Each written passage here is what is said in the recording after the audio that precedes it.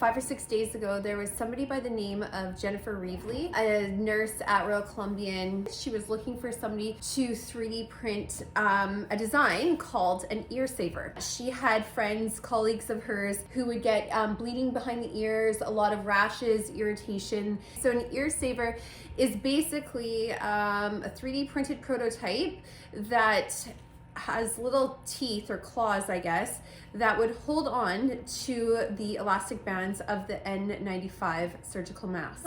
So far I've had an order for about 500. I think we're up to 550 now. I've been able to send out about 160 out the door. All of these frontline workers that are working so hard, I think they deserve something like this to help save their ears. And if I can be at home and it takes me just a little bit of time to set this up and a little bit of time to set my timer and come in and print these, then that's what I'm gonna do to help.